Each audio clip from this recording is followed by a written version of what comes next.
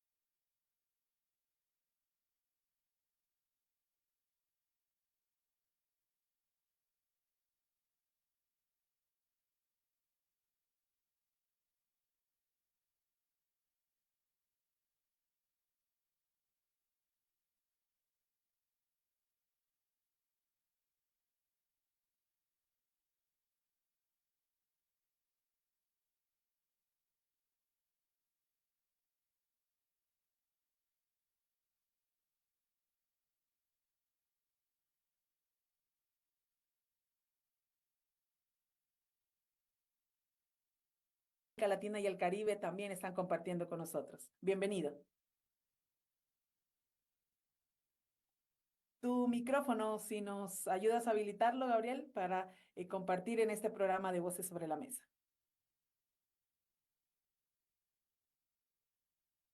Hola, ¿qué tal? Un placer estar con ustedes nuevamente. Muchas gracias por la invitación.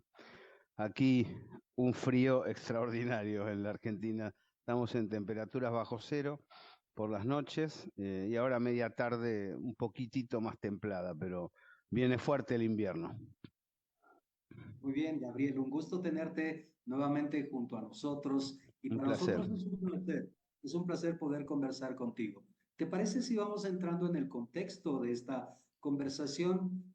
Mira, ha calado la sensación de que en varios países del planeta hay fisuras políticas. Esto obviamente se le puede sumar el tema cultural y que profundiza esta brecha.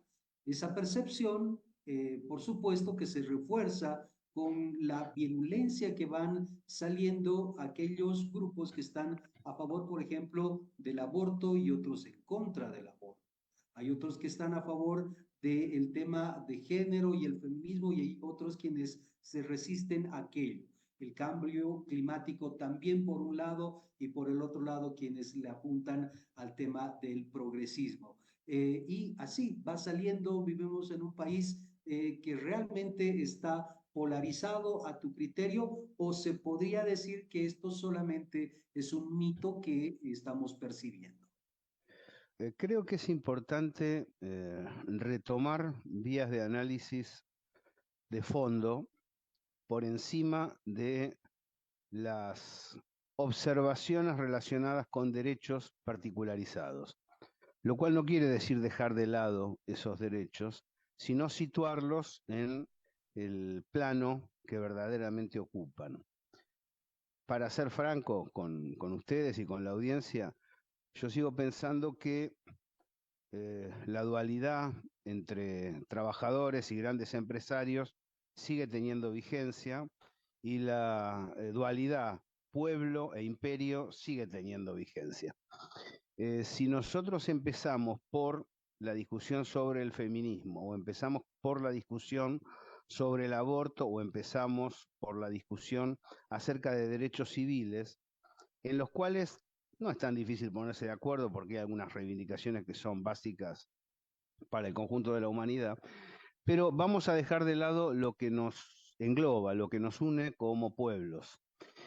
Por eso yo me he negado a hablar de derecha e izquierda en términos estrictos en estas últimas elecciones y en estos procesos que se viven, tanto en Europa como en Estados Unidos, porque el problema está dado, tomando en cuenta esa contradicción más integral que acabo de plantear, por el atlantismo que intenta dominar desde Occidente al conjunto del planeta y el multipolarismo. Ahí se plantea la integración de los derechos de los trabajadores y de los derechos de los pueblos, en contra del control del hemisferio norte o de Europa, el bloque anglosajón, que está conducido por el gran capital financiero. Entonces, hay muchas fuerzas con las cuales se puede coincidir aún sin estar de acuerdo en materia de derechos, porque critican la hegemonía atlantista, la hegemonía de la Organización del Tratado del Atlántico Norte. La Organización del Tratado del Atlántico Norte ha sojuzgado a la Unión Europea y se ha comido los estados centrales. ¿Y cómo se los ha comido? Desterritorializándolos, penetrándolos con las fuerzas empresariales adentro del interés público. Como contracara, en el bloque eurasiático y en buena parte de América Latina, también en África como pespunte y por supuesto en Asia, nos encontramos con naciones que han apostado al fortalecimiento de sus estados, a beneficiar a la población en sus derechos esenciales y a la inversión productiva en detrimento de la inversión rentística, en detrimento de lo que sería el tándem, corporaciones financieras, fabricantes de armas, laboratorios. Ese espacio que gobernó durante el consenso de Washington hasta el presente está cayendo. Y es importante agrupar fuerzas populares, aunque no estén absolutamente de acuerdo en todos los puntos, para poder superar, para que la humanidad supere ese ciclo de control que tuvo eje Washington-Londres, que tuvo como eje Ronald Reagan-Margaret Thatcher, y que hasta ahora ha tenido a través del belicismo, del guerrerismo, un intento de reposicionarse internacionalmente. Y no lo digo porque les tenga fastidio o enojo, aunque sí se los tengo a los anglosajones dominadores, sino porque los indicadores económicos se están dando en esa dirección. Occidente está cayendo. Yo sé que es difícil admitirlo. Y el bloque eurasiático y las naciones multipolares están creciendo. Y esto se nota en las mediciones concretas de Producto Bruto Interno y de desarrollo industrial. Por eso me parece que más allá de izquierda-derecha, aquí la contradicción fuerte es entre atlantismo y multipolaridad. Esto es una nueva versión de trabajadores, empresarios corporativos, una nueva versión entre pueblo y antipueblo, pueblo e imperio. Creo que enfocándolo ahí vamos a entender un poco mejor el proceso que estamos viviendo. Y en este proceso, en toda esta transición que asegura se está dando, por ejemplo, ¿cómo se ubica esta región, América Latina y el Caribe? ¿Se ve como oportunidad de buscar nuevos socios o más bien traerá también complicaciones todo este proceso de cambio? Bueno, nada se consigue sin pelea, ¿no? Sin determinación, pero ya sabemos que los BRICS, la Organización de Cooperación de Shanghái, la Unión Económica Eurasiática, son espacios abiertos a comercio e inversiones. Por eso también ese bloque no necesita la guerra y sí la necesitan las grandes corporaciones que viven de la guerra y de la venta de armas. En realidad, lo que se necesita en este periodo es coaligar a América Latina para que América Latina aproveche esas oportunidades, porque América Latina tiene un rol importantísimo para cumplir en la multipolaridad. Yo creo que el viejo sueño de la unidad continental, de la unidad subcontinental, hoy tiene un sentido y tiene bases a donde afincarse. Vemos lo que está pasando en Bolivia, vemos Brasil, vemos Colombia, México, México es un ejemplo importante, Cuba, Nicaragua, Venezuela. Es decir, no es que América Latina en este momento está siendo sojuzgada, no es que tampoco se haya liberado, pero está en tensión, hay una pulseada muy importante. Y con los recursos industriales de varias naciones de América Latina y con los recursos naturales de todas las naciones de América Latina, se puede articular un bloque muy, muy fuerte, muy fuerte. No tan fuerte por ahí como BRICS, como Rusia-China, pero sí en condiciones de negociar en igualdad de condiciones.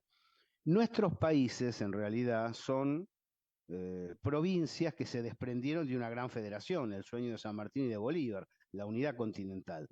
Nosotros tenemos que trabajar para volver a hilvanar esa unidad continental, para sabernos parte de un Estado mayor, de una federación de Estados latinoamericanos. Y este momento, así como lo han hecho otros pueblos, básicamente el eurasiático, zonas de Eurasia, de Asia y zonas de África, es hora que América Latina aproveche esta circunstancia para canalizar recursos y para potenciar sus propios desarrollos.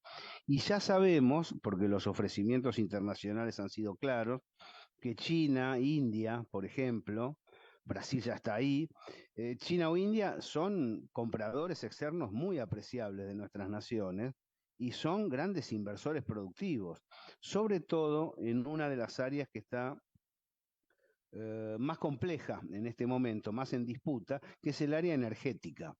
En el área energética tenemos, por un lado, la energía nuclear, tenemos por otro lado la energía petrolera, tenemos por otro lado la energía generada por el gas y también una especie de energía paralela dentro del proceso industrial que es el del litio. Es decir, América Latina tiene todos esos condimentos, puede hacerse valer en un mundo hilvanado comercialmente. Si nosotros nos rendimos, como está haciendo el gobierno argentino en este momento, por ejemplo, a la Organización del Tratado del Atlántico Norte, o obedecemos los deseos de los Estados Unidos, no solamente nos estaremos equivocando porque es bueno tener soberanía, sino que también nos estaremos equivocando porque este es el momento en el cual hay que desplegar las capacidades productivas de nuestras naciones.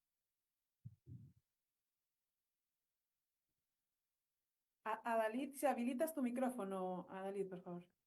Bueno, estamos Sí. esta tarde en Ahora el sí. programa Voces sobre la Mesa. Ahora sí.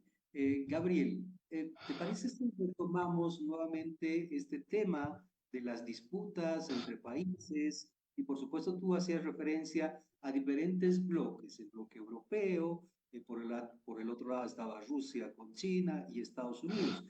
Pero en nuestro contexto latinoamericano también tenemos como una especie de divisiones internas. En Chile tenemos una especie de élite urbana que está en contra el contexto rural. Tenemos, por ejemplo, en Bolivia, la posición y la polarización entre quienes piensan que fue golpe y no fue, o en este caso fue autogolpe. Y la pregunta para mí, es como ciudadano, ¿es necesario que nosotros debamos asumir una posición dentro de estos bloques? Dentro de estas tribus denominadas, porque eso se denomina en ciencia política como tribalismo. Correcto. Es decir, aquí lo que hay es, en muchas construcciones políticas populares, cierta inmadurez. donde, y ahí volvemos por ahí a una parte del comienzo, donde lo accesorio está por encima de lo trascendente. Está claro que al formar movimientos de masas muy importantes, hay varios ejemplos en el continente, no se puede lograr una unanimidad absoluta sobre los distintos puntos, ni religiosos, ni históricos, ni regionales. Inclusive hasta hay polémica sobre el modo de inversión en relación a la minería, al cuidado del agua. Hay una serie, es necesario madurez de la dirigencia para unificar aquellos sectores que tienen lo importante como horizonte.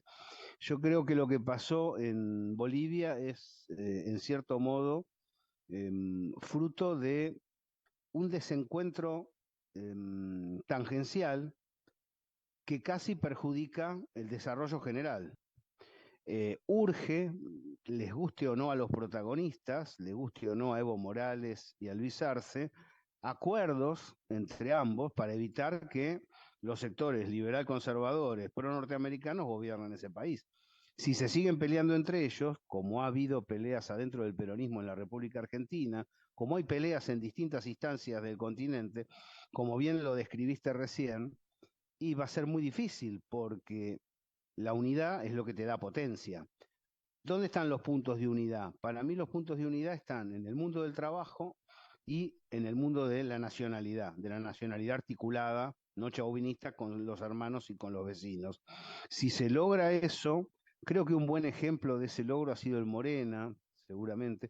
Creo que el chavismo, creo que las fuerzas populares venezolanas también a su manera, con algunos requiebres, pero lo han logrado. Hay una posibilidad de acuerdo entre las fuerzas populares del continente, pero no siempre se plasman, no siempre se plasman. Y al no plasmarse esa unidad para la cual hay que tener generosidad en el trato con el otro, saber ceder en algunos aspectos que tal vez no sean determinantes, es un horizonte a seguir. Y otro ejemplo que me parece interesante es el de Lula. Todos sabemos que Lula ha llevado adelante una gran política industrial en Brasil y sabemos también que tiene a su lado sectores que no le gustan, sectores que no son específicamente parte, por ejemplo, de la matriz del Partido de los Trabajadores. Y sin embargo, ha tenido grandeza para agruparlos, para poder juntar la fuerza, la potencia de esos sectores con el objetivo de generar un Brasil más grande y más solidario y vinculado con sus vecinos. Creo que esos son ejemplos interesantes a seguir, ¿no? Gabriel, en esta lectura que nos hace, ¿hay algún condicionamiento de cómo debería de estar nuestros estados? Porque también yo creo que es necesario hablar de esa institucionalidad como base justamente de lograr el bienestar para la mayoría. ¿En qué condiciones deberían de estar estos estados frente a estos contextos de cuales nos estás hablando? Hay dos aspectos que confluyen, ¿no?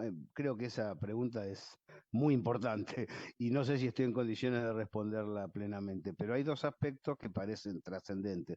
Uno es el sentido económico. El sentido económico necesita ser pro-industrial y distributivo, es decir, tiene que mejorar las condiciones de los mercados internos. El Estado tiene que ser un impulsor del mercado interno, de la capacidad de consumo de las grandes masas, del desarrollo industrial, de la inversión productiva. Y el otro tema, que es más etéreo, pero tal vez tan o más importante, es el sentido patriótico. Es decir, es la configuración de una cultura nacional que anida en la historia de cada uno de nuestros pueblos y necesita desarrollarse para brindar al conjunto de la sociedad la idea de somos una nación hermanada con otras que viven en las cercanías y queremos que nuestra patria se autogobierne, que no nos impongan ningún tipo de modelo que esté por fuera de las elaboraciones que nosotros hacemos. Entonces, entre patriotismo y proyecto económico, creo que ahí se puede hablar de el rol que el Estado debe cumplir en este momento. Y claro, es necesaria una democracia lo más abierta posible, ¿no? ¿Esto qué quiere decir? No solo que los pueblos voten, que es muy, muy importante, sino también que tengan control sobre el accionar de los funcionarios gubernamentales a lo largo de la gestión.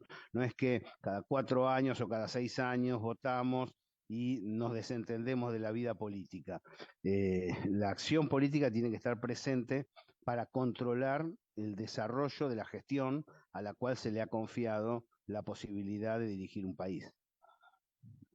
Gabriel, por lo general en la psicología social se habla mucho de la retrospección de color rosa, que básicamente quiere o coloca al ciudadano en que lo que pasó de manera anterior era idílico, se vivía de mejor forma, pero al mismo tiempo esto logra que seamos más agudos con nuestra crítica hacia lo que está pasando actualmente. Entonces, esto me hace cuestionarte lo siguiente. ¿Es realmente una situación de polarización la que se está viviendo en nuestra sociedad o es fruto de este fenómeno social que puede ser incrementado a través de la agenda de los medios de comunicación? Aquí hay una polarización que se ha ido dando debido a los modelos de construcción internacional. Estados Unidos lo que está haciendo es apretar el acelerador porque tiene una crisis interna descomunal. Los que vean las imágenes de Los Ángeles, por ejemplo, con la expansión de la droga, el fenómeno del desempleo y la falta de atención médica, comprenderán. Estados Unidos tiene un PBI muy complicado y tiene además una baja en su nivel de desarrollo muy apreciable en comparación con lo que fuera la gran potencia industrial que se llegó a imponer a nivel planetario. Los medios intentan fingir que no es así, están enfocando una historia de hace 20, 25 años atrás, cuando Estados Unidos todavía era poderoso y lozano. En realidad, hoy tienen una dificultad importante. Son el principal emisor de dinero, está el dólar cayendo a nivel internacional y tienen un déficit fiscal apreciable. Pero además tienen funcionarios, el caso extremo es Lloyd Austin, que pertenecen a las grandes corporaciones y vacían el Estado desde adentro.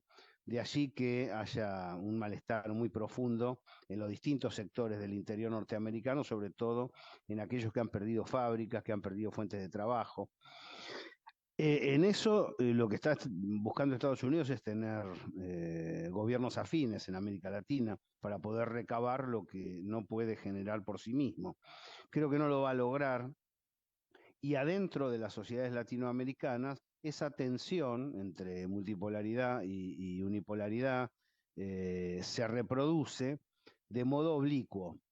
En buena medida se reproduce también porque también hay instancias de contradicción social puertas adentro de nuestras naciones. Y también porque hay lecturas históricas distintas, intereses distintos, tradiciones culturales diferentes. En tanto existan zonas que se puedan amalgamar, hay que intentar hacerlo.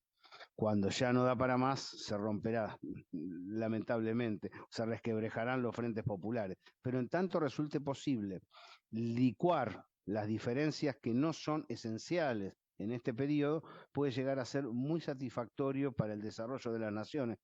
Porque si una nación, volviendo al tema del Estado y en relación con tu pregunta, tiene el sentimiento patriótico adecuado, es decir, la nacionalidad cultural que corresponde, y tiene una política de desarrollo, las discusiones posteriores están en otro nivel, porque ya resolvió una parte de la base.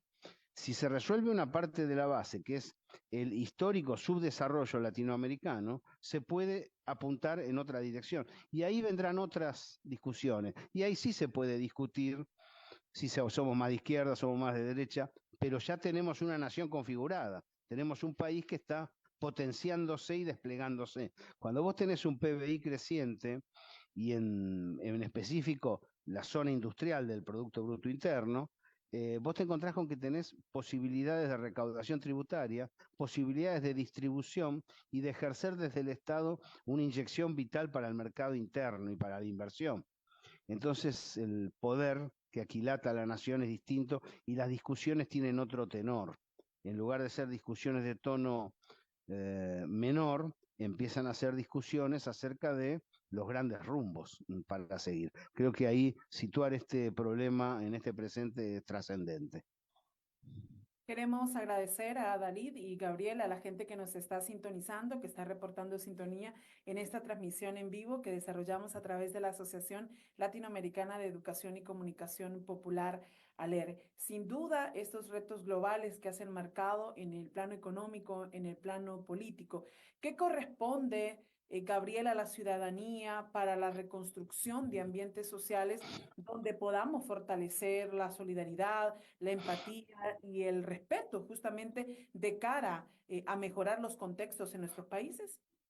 Bueno, ahí hay una función que debe cumplir el Estado donde resulte posible. Y por otro lado, también una especie de forzar el tranco dentro de las mismas organizaciones sociales y populares, ¿no? Es decir,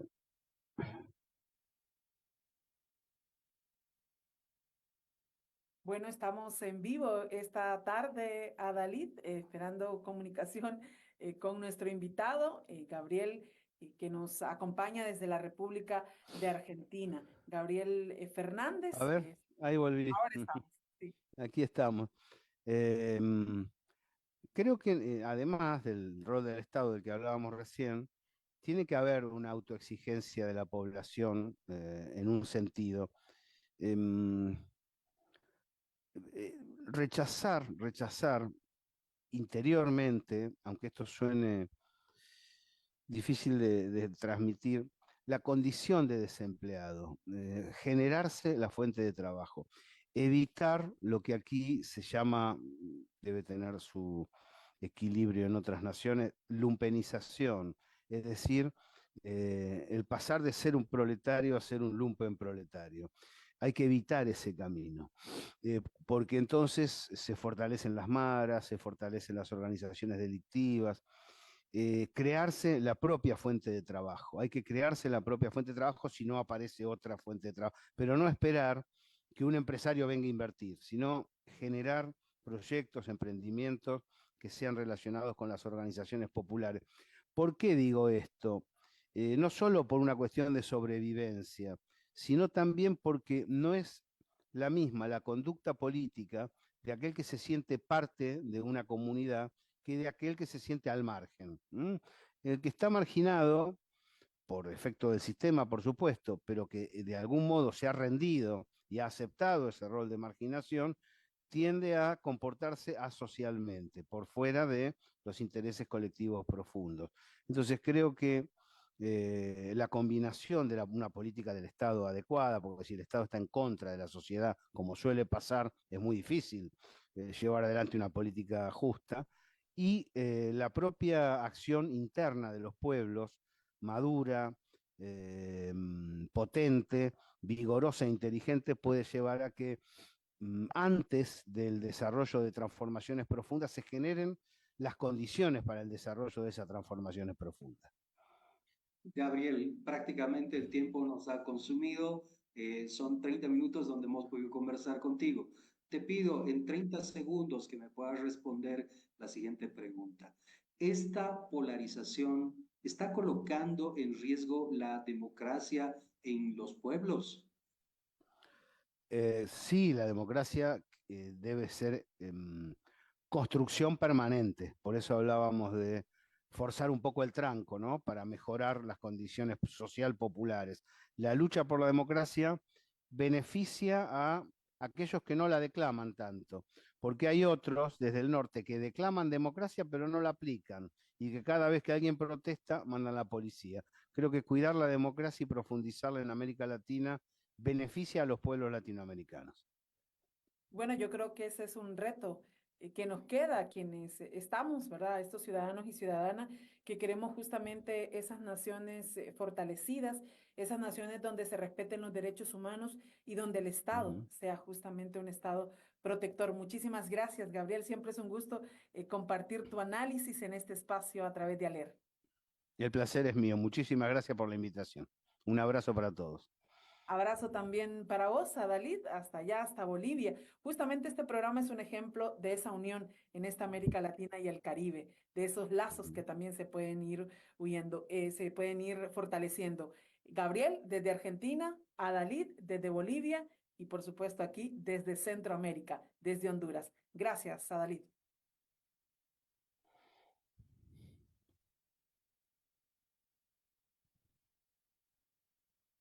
La Asociación Latinoamericana de Educación y Comunicación Popular, ALERE, presentó Voces sobre la Mesa. Voces sobre la mesa. Estamos en total desacuerdo ante un modelo de sociedad que tiene como uno de sus principios estructurales la desigualdad y discriminación. Ahorita un niño de 5 años le das un teléfono, pues se queda en el teléfono. O sea, antes los niños aprendían más. Diálogo abierto sobre distintos temas de la realidad latinoamericana, caribeña y mundial. Voces sobre la mesa. Voces sobre la Mesa.